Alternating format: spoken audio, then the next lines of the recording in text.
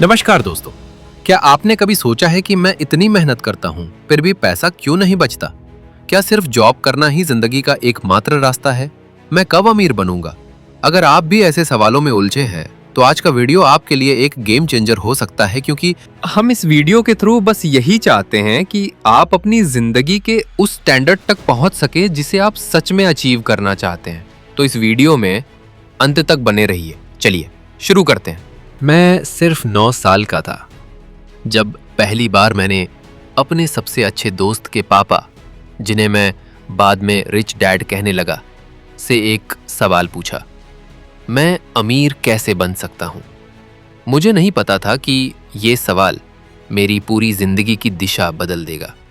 मेरे जीवन में 2 पिता जैसे रोल मॉडल थे। एक थे मेरे biological father, highly educated, well respected government employ. उन्होंने जीवन भर ईमानदारी और मेहनत से काम किया, लेकिन फाइनेंशियल स्ट्रगल से कभी बाहर नहीं निकल पाए। मैं उन्हें पुअर डैड कहता हूं। वो हमेशा कहते थे, पढ़ाई करो, अच्छे नंबर लाओ, नौकरी लो और सेफ रहो। उनका विश्वास था कि जॉब ही सबसे सेफ रास्ता है। दूसरे थे मेरे बेस्ट फ्रेंड के पापा, स्कूल ड्रॉप आउट लेकिन मल्टी मिलियनेयर बिजनेसमैन। मैं उन्हें रिच डैड कहता हूं। उनका मानना था, अगर तुम सच में अमीर बनना चाहते हो तो पैसे को समझो और पैसे से काम करवाना सीखो। पुअर डैड का सपना था एक स्टेडी जॉब, रिच डैड का विजन था फाइनेंशियल इंडिपेंडेंस और वेल्थ क्रिएशन। इन 2 विरोधी सोचों के बीच मैं खड़ा था और यहीं से मेरी असली फाइनेंशियल जर्नी शुरू हुई। रिच डैड ने मेरी सोच को हिला दिया। उन्होंने मुझे एक स्टेशनरी की दुकान में काम पर लगा दिया, सिर्फ 10 सेंट पर आवर पर। शुरुआत में मैंने कुछ नहीं कहा। मैं छोटा था, डरता भी था और एक्साइटेड भी। लेकिन कुछ हफ्तों बाद गुस्सा और फ्रस्ट्रेशन मेरे अंदर भर गया। मैंने रिच डैड से कहा, मैं मेहनत कर रहा हूं लेकिन इतना कम पैसा, ये तो गलत है। उन्होंने मुस्कुराते हुए मेरी आंखों में देखा और कहा, बिल्कुल वैसे ही जैसे असली जिंदगी करती है, जब तक तुम नहीं समझते कि तुम्हारा असली दुश्मन क्या है, और वो है फाइनेंशियल इग्नोरेंस।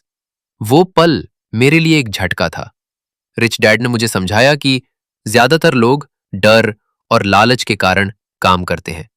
उन्हें लगता है कि ज्यादा पैसा आएगा तो वो खुश रहेंगे, लेकिन असल में वो पैसा कमाने के चक्कर में पूरे सिस्टम में फंसे रहते हैं। वो लोग बस एक ही चीज जानते हैं, काम करो और पैसा कमाओ। लेकिन अमीर लोग जानते हैं पैसे से काम कैसे करवाया जाता है। मैंने पहली बार सीखा कि पैसा खुद एक ताकत है और अगर उसे समझा जाए तो वो आपके लिए काम कर सकता है। उस दिन के बाद मेरी नजरें बदल गईं। मैं अब सिर्फ पैसा नहीं देख रहा था, मैं उस सिस्टम को देखने लगा था जिससे पैसा बनता है। आज जब मैं पीछे मुड़कर देखता हूं तो सोचता हूं कि कितने लोग आज भी उसी चक्रव्यूह में फंसे हुए हैं। जैसे राकेश। राकेश एक बैंक में काम करता है, 50,000 रुपए हर महीने कमाता है, लेकिन रेंट, ईएमआई, बिल्स, ग्रोसरीज और ट्यूशन के बाद महीने के आखिर में कुछ नहीं बचता। हर महीने वही स्ट्रगल, वही साइकिल। और फिर है अमन, जिसने कॉलेज में ही फ्रीलांसिंग शुरू की, डिजाइन और राइटिंग के प्रोजेक्ट्स लिए और अब हर महीने 25,000 रुपए, 30,000 रुपए कमा रहा है, बिना किसी फुल टाइम नौकरी के। अमन ने वो सीखा जो राकेश कभी नहीं समझा, कि पैसे के लिए काम मत करो, पैसे से काम करवाना सीखो। मेरे 2 पिता थे। एक कहते थे, मैं ये अफोर्ड नहीं कर सकता। दूसरे कहते थे, मैं इसे अफोर्ड करने के लिए क्या कर सकता हूं। एक ने मुझे सिखाया कि पैसा कमाना कैसे है, दूसरे ने सिखाया कि पैसा रखना, बढ़ाना और समझना कैसे है। और यही फर्क है आम इंसान और अमीर इंसान की सोच में। इस अध्याय की सबसे बड़ी सीख ये है, अगर आप सिर्फ पैसा कमाने के लिए काम कर रहे हैं तो आप एक ऐसे चक्र में फंसे रहेंगे जहां से निकलना बहुत मुश्किल है।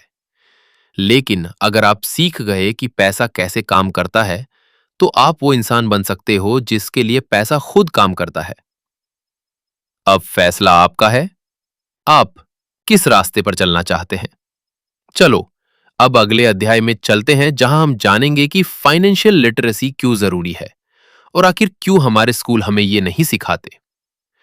Chapter 2, why teach financial literacy. जब मैंने पैसे से काम करवाने की सोच सीख ली तो मेरे मन में अगला सवाल आया, अगर ये सब इतना जरूरी है तो स्कूल में हमें ये क्यों नहीं सिखाया जाता। मैंने अपने पुअर डैड से ये सवाल पूछा। वो उस वक्त एक गवर्नमेंट स्कूल में अच्छी पोस्ट पर थे, हाईली एजुकेटेड थे और उन्हें अपने डिग्रीज पर बहुत गर्व था। उन्होंने मुझे जवाब दिया, स्कूल तुम्हें पढ़ाई सिखाता है, जिंदगी नहीं। वहीं रिच डैड ने एक और तरीका बताया, स्कूल सिस्टम ऐसा बनाया गया है कि तुम एक अच्छा एम्प्लॉय बनो, ना कि एक स्मार्ट इन्वेस्टर या बिजनेस ओनर। इसने मेरी आंखें खोल दी। मैंने खुद से पूछा, एल्जेब्रा, शेक्सपियर और वर्ल्ड वॉर टू के बारे में मुझे सब कुछ पढ़ाया गया, लेकिन किसी ने ये नहीं बताया टैक्स क्या होता है, क्रेडिट कार्ड कैसे काम करता है, लोन और इंटरेस्ट रेट का मतलब क्या है, ईएमआई कैसे कैलकुलेट होती है, प्रॉपर्टी में इन्वेस्ट कैसे किया जाता है। जैसे जैसे मैं बड़ा हुआ मुझे समझ आया कि फाइनेंशियल नॉलेज ना होना ही लोगों को गरीब बनाए रखता है। मेरे पुअर डैड कहते थे, मैं बहुत कमाता हूं लेकिन पैसा बचता नहीं। वहीं रिच डैड कहते थे, ज्यादा कमाने से ज्यादा जरूरी है समझदारी से बचाना और मल्टीप्लाई करना। रिच डैड ने मुझे एक और बात सिखाई जिसे मैं कभी नहीं भूल सका, buy assets not liabilities. Assets वो चीजें जो आपके पॉकेट में पैसा डालती है, जैसे rental property, stocks, bonds, digital products. Liabilities वो चीजें जो आपके पॉकेट से पैसा निकालती हैं, जैसे कार लोन, ईएमआई पर लिया फोन, क्रेडिट कार्ड का इंटरेस्ट। मैंने देखा कि लोग अपनी सैलरी मिलते ही सबसे पहले ईएमआई पर फोन या बाइक खरीद लेते हैं। उन्हें लगता है कि वो अमीर बन रहे हैं, लेकिन असल में वो एक ऐसे ट्रैप में फंस रहे हैं जहां से निकलना बहुत मुश्किल होता है। मेरे एक दोस्त रवि ने 1 लाख रुपए की बाइक खरीदी ईएमआई पर, हर महीने 3,000 रुपए की किश्त, ऊपर से मेंटेनेंस और पेट्रोल। 2 साल तक वो उसी बाइक के लिए काम करता रहा। वहीं प्रिया ने वही 1 लाख रुपए म्यूचुअल फंड्स में डाल दिए। 3 साल बाद उसका पोर्टफोलियो 1.8 लाख रुपए तक पहुंच गया, बिना एक्स्ट्रा मेहनत के, सिर्फ समझदारी से निवेश करके। यहां फर्क साफ था, रवि ने लायबिलिटी खरीदी, प्रिया ने एसेट बनाया। अगर तुम अमीर बनना चाहते हो तो पहले ये जानो कि एसेट क्या है और लायबिलिटी क्या है, और फिर अपनी पूरी एनर्जी एसेट बनाने में लगाओ। अगर आप फाइनेंशियल लिटरेसी नहीं सीखते तो चाहे जितना भी पैसा कमा लो, सब खत्म हो जाएगा। अमीर बनने के लिए सबसे पहला कदम है पैसा कैसे काम करता है ये सीखना, और ये शिक्षा आपको स्कूल नहीं देगा, ये आपको खुद ही लेना पड़ेगा, किताबों से, मेंटरशिप से और सबसे ज्यादा अनुभव से। अब अगला अध्याय और भी जरूरी है, क्योंकि अब हम जानेंगे कि अमीर लोग असल में क्या करते हैं। Chapter 4, mind your own business, यानी अपनी फाइनेंशियल जर्नी की रिस्पॉन्सिबिलिटी खुद लेना। जब मैंने अपने रिच डैड से पूछा, आपका बिजनेस क्या है, तो उनका जवाब बड़ा ही सीधा लेकिन गहरा था। उन्होंने कहा, मैं रियल एस्टेट में इन्वेस्ट करता हूं, कुछ रेस्टोरेंट्स के शेयर्स मेरे पास हैं और मैं कुछ गैस स्टेशंस ओन करता हूं, लेकिन मेरा असली काम है एसेट्स बनाना और उन्हें ग्रो करना। रिच डैड ने मुझे सिखाया कि जॉब करना गलत नहीं है, लेकिन अगर आप सिर्फ अपनी नौकरी पर डिपेंड करते हैं तो आप हमेशा किसी और के ड्रीम को पूरा कर रहे होते हैं, अपना नहीं। उन्होंने कहा, रिच बनने का रास्ता तब शुरू होता है जब तुम अपनी जॉब के साथ साथ अपनी फाइनेंशियल फाउंडेशन भी बनाना शुरू करते हो। यह बात मेरे लिए रेवोल्यूशनरी थी। मैंने अपने पुअर डैड को देखा, highly educated, respected government official, लेकिन वो हर महीने के अंत में परेशान रहते थे क्योंकि उनका पूरा ध्यान सिर्फ सैलरी पर था, ना कि एसेट्स पर। वहीं रिच डैड अपनी बिजनेसेस और इन्वेस्टमेंट्स पर ध्यान देते थे। एक बार उन्होंने मुझसे पूछा, तुम अपने लिए कितना पैसा बनाते हो और दूसरों के लिए कितना? मैंने समझा नहीं। तो उन्होंने कहा, तुम जब जॉब करोगे तो तुम किसी और की कंपनी के लिए काम करोगे। तुम्हारा सारा आउटपुट उनके सिस्टम को मजबूत करेगा, लेकिन जब तुम अपना बिजनेस बिल्ड करते हो, अपनी प्रॉपर्टी, स्टॉक्स या इंटेलेक्चुअल एसेट्स, तो वो तुम्हारे लिए काम करते हैं। इसका मतलब था, अपनी जॉब करते रहो लेकिन साथ साथ अपने लिए काम करने वाले एसेट्स तैयार करो। अपनी इनकम को सिर्फ खर्च मत करो, इन्वेस्ट करो। अपनी खुद की फाइनेंशियल स्टेटमेंट तैयार करो समझो कि तुम्हारे पास क्या एसेट्स हैं और क्या लायबिलिटीज। मेरे दोस्त आकाश एक आईटी कंपनी में इंजीनियर थे, 70,000 रुपए महीने की नौकरी। लेकिन वीकेंड्स पर वो कोडिंग सिखाते थे, ऑनलाइन कोर्स और यूट्यूब के जरिए। धीरे धीरे उनके पास स्टूडेंट्स बढ़े और 1 साल बाद उनकी साइड इनकम 50,000 रुपए हो गई। 2 सालों में आकाश ने अपनी जॉब छोड़ दी और फुल टाइम एजुकेटर बन गए। आज उनकी मंथली इनकम 2 लाख रुपए से ज्यादा है और वो खुद के लिए काम कर रहे हैं, किसी और के लिए नहीं। इससे मैंने सीखा, रिच डैड का असली मंत्रा यही था, अपनी इनकम का कुछ हिस्सा हमेशा अपने बिजनेस यानी अपने एसेट्स में लगाओ। और याद रखो, job is short term security, business is long term freedom. अब सोचिए, आप किसका सपना सजा रहे हैं, कंपनी का या खुद का? अगले अध्याय में हम बात करेंगे टैक्स और कॉरपोरेशंस के सिस्टम की, यानी वो बातें जो अमीर लोग यूज करते हैं और बाकी लोग अनजान रहते हैं। Chapter 4, the history of taxes and the power of corporations. जब मैं छोटा था, मुझे टैक्स का कोई मतलब नहीं पता था। बस इतना समझ आता था, पापा की सैलरी से हर महीने कुछ पैसा कट जाता है और बाकी घर चलाने के लिए बचता है। लेकिन जैसे जैसे मैं बड़ा हुआ, रिच डैड ने मुझे वो चीज सिखाई जो शायद ही कोई स्कूल या कॉलेज सिखाता है, टैक्स का असली खेल और कंपनियों की ताकत। एक दिन उन्होंने मुझसे पूछा, रॉबर्ट, क्या तुम जानते हो कि अमीर लोग गरीबों से ज्यादा टैक्स क्यों नहीं देते? मैंने कहा, क्योंकि वो ज्यादा कमाते हैं। रिच डैड मुस्कुराए और बोले, नहीं, वो इसलिए कम टैक्स देते हैं क्योंकि वो रूल्स को बेहतर तरीके से समझते हैं। वो सिस्टम को समझते हैं और उसे अपने फेवर में इस्तेमाल करते हैं। फिर उन्होंने मुझे 2 कैटेगरीज दिखाई।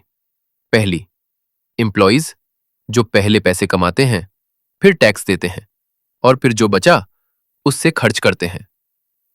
दूसरी, कॉरपोरेशंस, जो पहले कमाते हैं, फिर खर्च करते हैं और फिर जो बचता है उस पर टैक्स देते हैं। ये सुनकर मैं हक्का बक्का रह गया।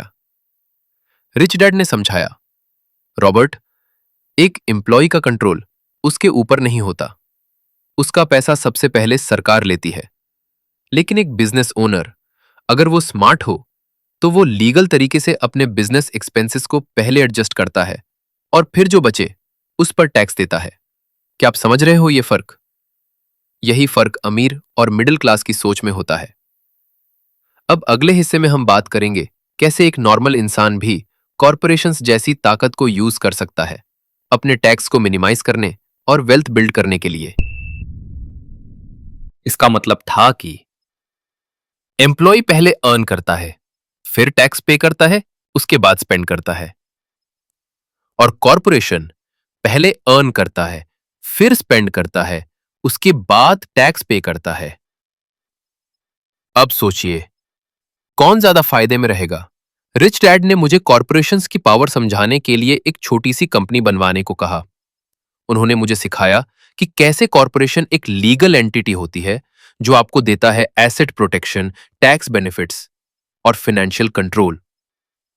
मेरे पुअर डैड, यानी मेरे बायोलॉजिकल पिता, एक बहुत ही ईमानदार टैक्स पेयर थे। उनका मानना था टैक्स देना नागरिक का कर्तव्य है और इसमें कोई चालाकी नहीं होनी चाहिए। मैं उनकी ईमानदारी का बहुत सम्मान करता हूं, लेकिन मैंने देखा कि वो हमेशा फाइनेंशियल प्रेशर में रहते थे। वहीं रिच डैड ने कहा, यह सिस्टम चालाक नहीं है, यह सिस्टम समझदार है। अगर तुमने इसके रूल्स नहीं समझे तो सिस्टम तुम्हारा पैसा खा जाएगा। रमेश एक सैलरीड एम्प्लॉय है, हर महीने 80,000 रुपए कमाता है, लेकिन 12,000 रुपए टैक्स में कट जाता है, सीधा। वहीं नेहा एक फ्रीलांसर है, वो भी हर महीने 80,000 रुपए कमाती है। लेकिन अब सुनिए उसके बिजनेस रिलेटेड खर्चे।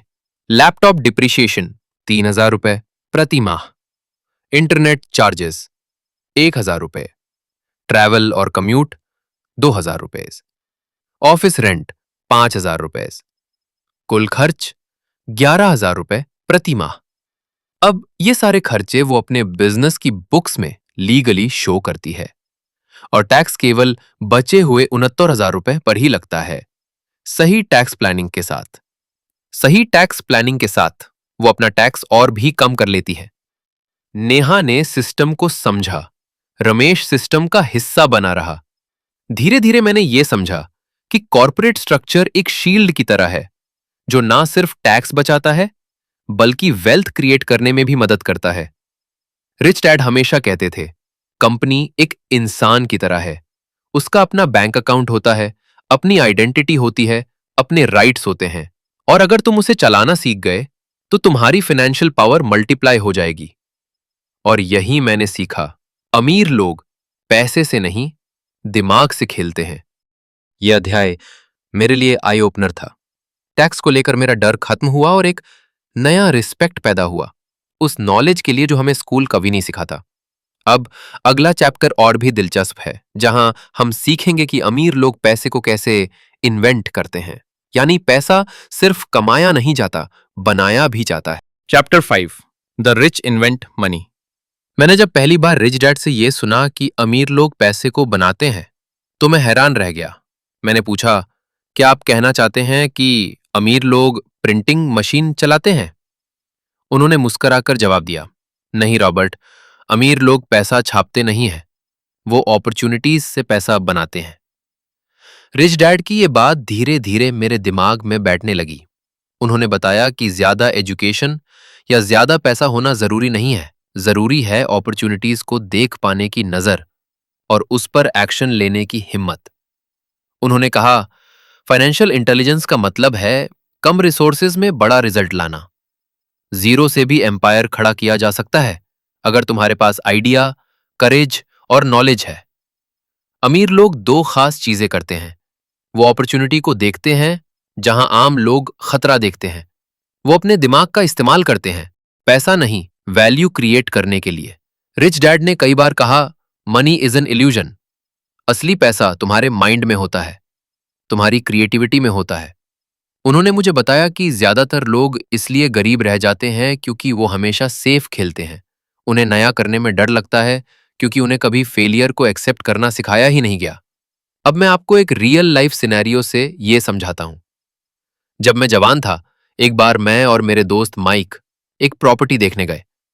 उस वक्त हमारे पास बहुत ज्यादा पैसा नहीं था, लेकिन हमें पता था कि उस प्रॉपर्टी की मार्केट वैल्यू जल्द ही बढ़ने वाली है क्योंकि पास में एक हाईवे प्रोजेक्ट अनाउंस हुआ था। हमने रिसर्च की, सेलर से नेगोशिएशन किया और क्रिएटिव फाइनेंसिंग का इस्तेमाल किया, यानी खुद के पैसे नहीं लगाए बल्कि दूसरे इन्वेस्टर्स को इन्वॉल्व किया। 6 महीनों के अंदर उस जमीन की वैल्यू 2 गुनी हो गई। हमने उसे बेच दिया और मुनाफा कमाया, वो भी बिना खुद का पैसा लगाए। यही है पैसे को इन्वेंट करना। अब इसे इंडियन माइंडसेट से समझते हैं। मान लीजिए 2 दोस्त हैं, अंकित और रवि। दोनों के पास 10,000 रुपये है। रवि उस पैसे से नया मोबाइल लेता है, लेकिन अंकित उस पैसे से एक बेसिक ड्रॉप शिपिंग बिजनेस शुरू करता है। अंकित ने यूट्यूब से फ्री में सीखा, इंस्टाग्राम पे प्रोडक्ट्स लिस्ट किए और 1 महीने में 30,000 रुपये कमा लिया। अगले महीने 50,000 रुपये। आज वो फुल टाइम अपना ई कॉमर्स चलाता है। यहां फर्क सिर्फ डिसीजन का नहीं था, फर्क था माइंडसेट का। रिच डैड हमेशा कहते थे, पुअर लोग अपॉर्चुनिटी ढूंढते हैं जिसमें रिस्क ना हो, रिच लोग ऐसे अपॉर्चुनिटीज ढूंढते हैं जिसमें स्मार्ट कैलकुलेशन और एक्शन हो। उन्होंने मुझे बताया कि दुनिया में सबसे अमीर लोग एंटरप्रेन्योर इसलिए बने क्योंकि उन्होंने कोई ऐसा सॉल्यूशन दिया जो बाकी लोग सोच भी नहीं पाए। जैसे स्टीव जॉब्स ने आईफोन बनाया, जैसे इलॉन मस्क ने टेस्ला लॉन्च की, वैसे ही हर छोटा एंटरप्रेन्योर अपने लेवल पे कुछ क्रिएट करता है। और पैसा तब पैदा होता है जब आप वैल्यू क्रिएट करते हो, ना कि सिर्फ नौकरी करते हो। इस अध्याय की सबसे बड़ी सीख ये है, पैसा कमाने से ज्यादा जरूरी है पैसे को बनाना सीखना। और पैसा बनता है नजरिए, करेज और एक्शन से। तो अगली बार जब कोई कहे मेरे पास पैसे नहीं हैं, तो याद रखना, ये कभी भी रीजन नहीं होता, ये सिर्फ एक एक्सक्यूज होता है। अब अगला अध्याय आपको सिखाएगा काम करने का असली उद्देश्य क्या होना चाहिए।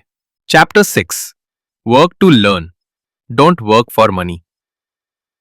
जब मैं जवान था तो मेरी फाइनेंशियल जर्नी में एक बहुत बड़ा मोड़ आया और वो ये रियलाइजेशन था कि पैसा कमाने के लिए सिर्फ काम करना काफी नहीं है। असली अमीरी तब आती है जब आप सीखते हैं, न कि सिर्फ कमाते हैं। रिच डैड ने मुझसे एक दिन कहा, रॉबर्ट, जिंदगी में सिर्फ पैसे कमाने के लिए काम मत करो। ऐसा काम करो जिसमें तुम कुछ नया सीखो, जो तुम्हें जिंदगी भर काम आए। शुरुआत में मुझे ये एडवाइस समझ नहीं आई। तब मैं सिर्फ इतना जानता था कि जॉब करो, पैसा कमाओ, खर्च चलाओ। लेकिन जैसे जैसे मैंने दुनिया को देखा, समझा कि असली वैल्यू सिर्फ इनकम में नहीं होती, बल्कि उस नॉलेज में होती है जो आपको दूसरों से अलग बनाती है। रिच डैड ने मुझे कहा, अगर तुम चाहते हो कि तुम्हें हर जगह पैसा मिले, तो तुम्हें हर जगह के काम समझने होंगे, चाहे वो सेल्स हो, मार्केटिंग, अकाउंटिंग, इन्वेस्टिंग या लॉ। उन्होंने मुझे एनकरेज किया कि मैं अलग अलग जॉब्स करूं, अलग अलग इंडस्ट्रीज को समझूं और ये मत सोचूं कि कौन सी जॉब कितना पैसा दे रही है, बल्कि ये सोचूं कि कौन सी जॉब मुझे सबसे ज्यादा सिखा रही है। मैंने सेल्समैन की जॉब की, मैंने प्रिंटिंग बिजनेस चलाया और हर जगह एक नई स्किल सीखी। और तब समझ आया, skills are the real asset. Poor dad मुझे कहता था, एक फील्ड में मास्टर बनो। रिच डैड कहते थे, हर उस स्किल को सीखो जो तुम्हें फाइनेंशियल फ्रीडम दे सकती है। मैंने सीखा सेल्स, ताकि मैं अपने आइडियाज बेच सकूं, कम्युनिकेशन, ताकि मैं लोगों को इन्फ्लुएंस कर सकूं, अकाउंटिंग, ताकि मैं जान सकूं कि मेरा पैसा कहां जा रहा है, इन्वेस्टिंग, ताकि मैं पैसा मल्टीप्लाई कर सकूं। अब इसे एक उदाहरण से समझते हैं। नेहा एक ग्राफिक डिजाइनर थी, अच्छी डिजाइन बनाती थी, लेकिन सालों तक 30,000 रुपए पर मंथ से ज्यादा नहीं कमा पाई। फिर उसने फ्रीलांसिंग प्लेटफॉर्म्स एक्सप्लोर किए, कम्युनिकेशन स्किल्स सीखी, क्लाइंट पिचिंग सीखी। धीरे धीरे उसे क्लाइंट्स मिलने लगे, उसका कॉन्फिडेंस बढ़ा और 1 साल में वो 1 लाख रुपए पर मंथ कमाने लगी। सिर्फ इसलिए क्योंकि उसने खुद को मल्टीपल स्किल्स में ट्रेन किया। उसने सीखा, पैसा खुद नहीं आता, उसे खींचने के लिए स्किल्स चाहिए। मैंने भी यही सीखा, सिर्फ पैसे के पीछे मत भागो, ऐसे काम करो जो तुम्हें नया सिखाएं, और वो सीख इवेंचुअली तुम्हें पैसा भी देगी, फ्रीडम भी। इस चैप्टर की सबसे बड़ी सीख है, जॉब सिर्फ सैलरी के लिए मत करो, स्किल्स के लिए करो। हर जॉब को एक ट्रेनिंग ग्राउंड की तरह देखो, हर एक्सपीरियंस से सीखो और हर बार खुद से पूछो, मैंने आज क्या सीखा? क्योंकि नॉलेज और एक्सपीरियंस कभी वेस्ट नहीं जाते, वो कंपाउंड होते हैं और एक दिन आपको बड़ा रिजल्ट देते हैं। अब अगले अध्याय में जानेंगे कि फाइनेंशियल जर्नी में सबसे बड़ी रुकावटें कौन सी हैं और उन्हें कैसे पार किया जाए। Chapter 7, overcoming obstacles. जब मैंने रिच डैड की टीचिंग्स को अपनी जिंदगी में अपनाना शुरू किया तो लगा कि अब सब आसान हो जाएगा, लेकिन जल्दी ही ये इल्यूजन टूट गया। समस्या बाहर नहीं थी, वो मेरे अंदर थी। रिच डैड ने मुझसे कहा था, रॉबर्ट, अमीर बनने की राह में सबसे बड़ी रुकावट पैसा नहीं है, बल्कि तुम्हारा अपना माइंडसेट है। शुरुआत में मुझे ये एक गूढ़ बात लगी, लेकिन जैसे ही मैंने बिजनेस में कदम रखा, इन्वेस्टमेंट्स किए और असली दुनिया से टकराया, इसका मतलब धीरे धीरे साफ होता गया। हम सबके अंदर कुछ मेंटल ब्लॉक्स होते हैं जो हमें फाइनेंशियल ग्रोथ से रोकते हैं। रिच डैड ने इन 5 सबसे बड़ी रुकावटों के बारे में बताया। 1, डर। फियर सबसे पहला और सबसे बड़ा डर, पैसा खोने का डर। पैसा खोने के लाश सबसे बड़ा होता है। रिच डैड कहते थे, हर इंसान पैसे खोने से डरता है। फर्क बस इतना है कि अमीर लोग उस डर से भागते नहीं, उससे सीखते हैं। जब मैंने पहली बार इन्वेस्टमेंट किया और नुकसान हुआ तो मैं घबरा गया। पुअर डैड ने कहा, मैंने पहले ही कहा था ये रिस्की है, लेकिन रिच डैड बोले, अब तुमने वो सीख लिया जो किसी क्लासरूम में नहीं सिखाई जाती।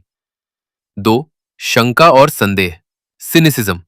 हमारे आसपास के लोग ही अक्सर हमें रोकते हैं। तू सक्सेसफुल नहीं हो सकता, मार्केट में फ्रॉड बहुत है, बिजनेस सबके बस की बात नहीं। जब मैंने पहली किताब लिखनी चाही तो लोगों ने कहा, कौन खरीदेगा तेरी किताब?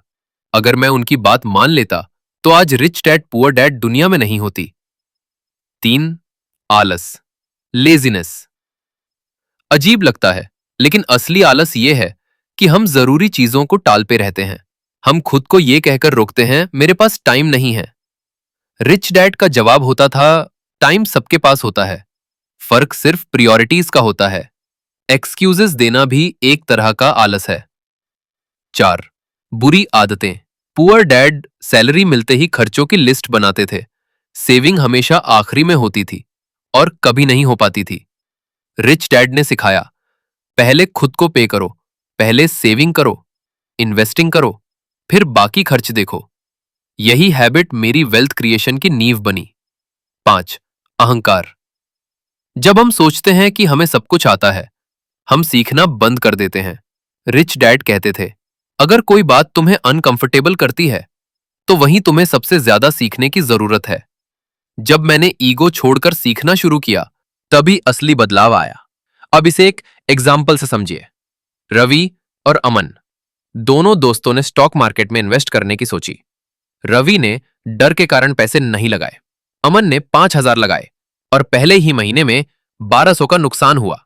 रवि बोला, मुझे पहले ही पता था मार्केट रिस्की है, और उसने दोबारा कभी कोशिश नहीं की। अमन ने गलती से सीखा, दोबारा किताबें पढ़ी, मेंटर्स को फॉलो किया और 10,000 फिर से लगाए। आज उसका पोर्टफोलियो 2 लाख का है। फर्क माइंडसेट का था। एक डर से रुक गया, दूसरा डर से सीख गया। इस अध्याय की सबसे बड़ी सीख, रुकावटें हर किसी की जिंदगी में आती हैं, लेकिन अमीर वो बनता है जो उनसे डरता नहीं, बल्कि उन्हें पार करता है। अब अगला अध्याय और भी प्रैक्टिकल है, जहां हम जानेंगे कि अमीर बनने की शुरुआत कहां से करनी चाहिए। Chapter 8 getting started. शुरुआत वहीं से करो जहां हो। जब लोग मुझसे पूछते हैं, रॉबर्ट मैं कहां से शुरू करूं, तो मेरा जवाब सीधा होता है, किसी और की राह मत देखो। शुरुआत वहीं से करो जहां तुम हो, और सबसे पहले शुरू करो अपने माइंडसेट से। रिच डैड ने मुझे सिखाया था, अमीर बनने के लिए सबसे पहले एक फैसला लेना होता है कि तुम वाकई अमीर बनना चाहते हो। किताबें पढ़ना, वीडियोस देखना, सेमिनार्स अटेंड करना, ये सब सिर्फ शुरुआत है। असल फर्क डालता है एक्शन। इसलिए रिच डैड ने मुझे दिए थे 10 पावरफुल स्टेप्स जो किसी भी इंसान को फाइनेंशियल जर्नी शुरू करने के लिए तैयार करते हैं। 1. अपना क्यों जानो। Set a strong reason. मैंने खुद से पूछा, मैं अमीर क्यों बनना चाहता हूं? क्योंकि मैं वो जिंदगी नहीं जीना चाहता था जो मेरे पुअर डैड ने जी, मेहनती लेकिन हमेशा आर्थिक संघर्ष से भरी। रिच डैड बोले, तुम्हारा रीजन इतना स्ट्रांग होना चाहिए कि वो तुम्हारे डर और आलस से बड़ा हो। 2. भावनाओं को फ्यूल बनाओ। Use emotions to drive you. गुस्सा, जलन, डर अगर सही दिशा में इस्तेमाल किए जाएं तो ये सबसे बड़ी ताकत बन सकते हैं। मेरे अंदर आग थी, मुझे सिस्टम से बाहर निकलना है, यही मेरा ड्राइव बना। 3. अपने आसपास के लोगों का चुनाव सोच समझकर करो। अगर तुम 5 ऐसे लोगों के साथ उठते बैठते हो जो पैसे की बात करते हैं, तो छठा तुम ही बनोगे। Rich dad. मेरे पुअर डैड के दोस्त सिर्फ सैलरी और छुट्टियों की बात करते थे। रिच डैड के दोस्त बिजनेस, इन्वेस्टिंग और आइडियाज की। 4. पहले सीखो फिर कमाओ। Learn before you earn. हर साल मैंने खुद से वादा किया, 2 नई स्किल्स सीखूंगा, चाहे वो अकाउंटिंग हो या कम्युनिकेशन, इन्वेस्टिंग हो या सेल्स। मैंने खुद को अपग्रेड किया। 5. पहले खुद को पैसा दो। पे your self first. Poor dad कहते थे, बिल भर दो, जो बचे वो तुम्हारा। रिच डैड ने उल्टा सिखाया, जो तुम्हारा है वो पहले रखो, सेविंग और इन्वेस्टिंग पहले, खर्च बाद में। 6. सही सलाह के लिए पैसा खर्च करो। पे वेल फॉर गुड एडवाइस। मैंने अच्छे अकाउंटेंट्स, टैक्स कंसल्टेंट्स और एडवाइजर्स हायर किए। उनकी फीस थी, लेकिन रिटर्न्स उससे कई गुना ज्यादा। 7. कागजी घोड़ा मत बनो। Be an action taker. आपने कितनी किताबें पढ़ी डजंट मैटर, आपने क्या किया वो मैटर करता है। मैंने स्टार्टिंग में सिर्फ 1,000 की ईसाई से शुरुआत की, लोकल प्रॉपर्टीज विजिट की, छोटे कदम लिए, लेकिन लिए। 8. दूसरों को दोष देना बंद करो। स्टॉप ब्लेमिंग, गवर्नमेंट खराब है, मार्केट गिरा, फैमिली सपोर्ट नहीं करती, सब बहाने हैं। रिच डैड कहते थे, तुम्हारा फाइनेंशियल फ्यूचर तुम्हारे डिसीजन से बनेगा। 9. एक मेंटर ढूंढो, फाइंड अ गाइड। मैंने ऐसे लोगों को ऑब्जर्व किया जो पहले से उस रास्ते पर थे, उनसे सवाल पूछिए और चुपचाप सीखा। 10. बस शुरू करो, जस्ट स्टार्ट। परफेक्ट मोमेंट तभी नहीं आता। Fail fast, learn fast. यही माइंडसेट मेरी सबसे बड़ी स्ट्रेंथ बनी। अब एक एग्जांपल से इस बात को समझो। मीना एक स्कूल टीचर थी, वीकेंड पर बच्चों को ऑनलाइन पढ़ाना शुरू किया। धीरे धीरे रेफरल्स आए, स्टूडेंट्स बढ़े और आज उसका खुद का एजुकेशन स्टार्टअप है। कमाई 3 लाख प्रति महीने से भी ज्यादा। उसने एक बड़ी शुरुआत नहीं की थी, लेकिन उसने शुरुआत की थी। इस अध्याय की सीख, start where you are, use what you have, do what you can. अगर आप इंतजार करते रहेंगे परफेक्ट मोमेंट का तो जिंदगी गुजर जाएगी। अब अगले चैप्टर में हम बात करेंगे उन हैबिट्स और टू डू लिस्ट की जो आपको लॉन्ग टर्म वेल्थी बनाती हैं। Chapter 9, still want more, here are some to dos. जब rich dad poor dad publish हुई और लाखों लोगों तक पहुंची, एक सवाल सबसे ज्यादा पूछा गया, अब आगे क्या करें? रिच डैड कहते थे, इंस्पिरेशन बिना एक्शन सिर्फ एक इल्यूजन है। तो अब बात करते हैं उन रियल एक्शनेबल स्टेप्स की जो आपको केवल इंस्पायर्ड नहीं, कमिटेड बनाएंगे। First, stop doing what you're doing. अगर आप फाइनेंशियल स्ट्रगल में हैं तो रुकिए और सोचिए, क्या आप वही जॉब, वही रूटीन, वही जीरो सेविंग साइकिल दोहरा रहे हैं? अगर हां, तो बदलाव जरूरी है। सेकंड, नई सोच अपनाओ, look for new ideas. Poor dad safe खेलते थे, रिच डैड कहते थे, एक्सप्लोर करो, नया सोचो। Stock market, business, real estate, writing, मैंने सब एक्सप्लोर किया। 3, सही मेंटोर ढूंढो, find someone who has done it. जिस फील्ड में जाना है उस फील्ड के सफल लोगों को ऑब्जर्व करो, उनसे सीखो, उनकी गलतियों से सीखो। 4, खुद में निवेश करो, सेल्फ एजुकेशन। मैंने MBA नहीं किया, लेकिन हर साल सेल्फ एजुकेशन में हजारों डॉलर इन्वेस्ट किए। किताबें, सेमिनार्स, ऑनलाइन वर्कशॉप्स, यही मेरा रियल MBA बना। 5, मार्केट में खुद को डालो, मेक ऑफर्स। रियल एस्टेट में मैं हर हफ्ते डजन्स डील्स एनालाइज करता था। रिजेक्शन से डरना नहीं है, बस ट्राई करते रहना है। 6, इतिहास से सीखो, learn from history. Her crash के बाद रैली आती है। जो हिस्ट्री को समझते हैं वो मौके पहचानते हैं। 7, एक्शन लो, टेक एक्शन। रीडिंग, प्लानिंग और ड्रीमिंग सब यूजलेस हैं अगर आप कदम नहीं उठाते। Small action is better than perfect intention. Rohit एक मिडिल क्लास जॉब होल्डर था। रिच डैड पुअर डैड पढ़ने के बाद उसने 5,000 रुपए से इन्वेस्टमेंट शुरू किया। लॉसेस हुए, लेकिन वो रुका नहीं। कोर्सेज, मेंटोर्स, लर्निंग, और आज वो एक फुल टाइम ट्रेडर है। मंथली इनकम 1 लाख रुपए से ज्यादा। क्यों? क्योंकि उसने एक्शन लिया। अंतिम सीख, आमिर बनना एक दिन का काम नहीं, एक डिसीजन का प्रोसेस है जो हर दिन दोहराना पड़ता है। अब सवाल ये नहीं कि आप क्या जानते हैं, सवाल ये है आप क्या कर रहे हैं।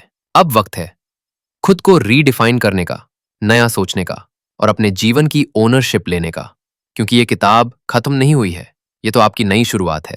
अगर आप इस ऑडियो बुक में यहां तक पहुंच चुके हैं तो इसका मतलब है आप सच्चे बदलाव के लिए तैयार हैं।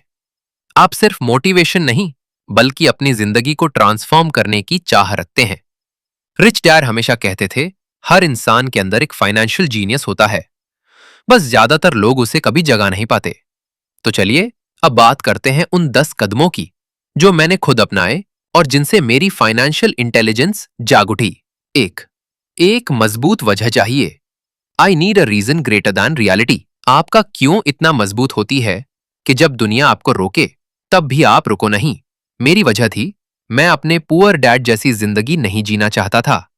आपका रीजन क्या है? बच्चों के लिए बेहतर भविष्य, माँ बाप की बेफिक्री वाली रिटायरमेंट या दुनिया घूमने का सपना? जो भी हो, वो इतना गहरा होना चाहिए कि हर डर को हरा दे। 2, हर दिन एक चुनाव होता है। I choose daily. हर दिन आपके सामने 2 रास्ते होते हैं, एक जो आपको अमीर बनने के करीब ले जाए और एक जो आपको उसी स्ट्रगल में बनाए रखे। मैंने चुना टीवी छोड़कर किताब पढ़ना, खर्च की बजाय निवेश करना, फिल्म छोड़कर सेमिनार में बैठना। यही छोटे चॉइसेस बड़े रिजल्ट्स लाते हैं। 3, मैं रोज सीखने का चुनाव करता हूं। I choose to learn. मैंने खुद को कभी एक्सपर्ट नहीं माना। हर गलती, हर नुकसान, हर बातचीत मेरे लिए एक नई सीख थी। मैंने खुद से कहा, सीखते रहो, क्योंकि जो सीखता है वही जीतता है। 4, एक स्किल मास्टर करो, फिर दूसरी सीखो।